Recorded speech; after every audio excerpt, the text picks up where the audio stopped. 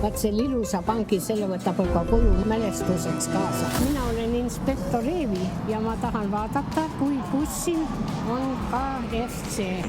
Ehk siis buumerite keeles. Mu vanaema proovib täna elus esimest korda KFC-d. Kindlasti peame sulle ämbrist andma kana. Võtame selle keskmise ämbri segu. No võime proovida. Kas sulle vegan asjad ka meeldivad? Ma suur veganisõber ei ole, mul peab olema ikka liha natuke ja kana ja... Aga ma siiski ise tahaks proovida, nii et ma võtan vegan asju ka. Tasub proovimist.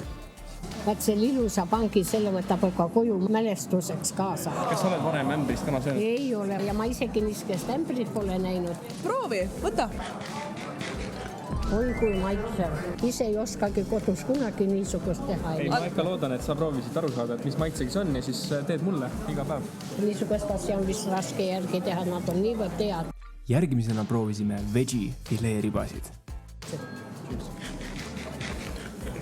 Ega ei saagi suurt aru, et ei ole kana. Väga maitsev on.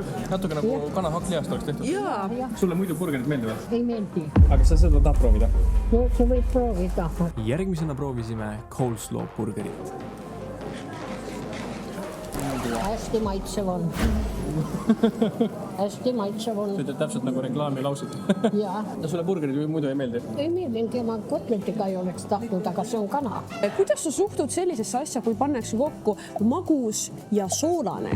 Nüüd nad panevad ju eringad ja igasuguseid asju eelegas ja veega. Mida mina olen kõige rohkem kuulnud, on tehakse jäätis friikartuliga. Ma annan selle sulle.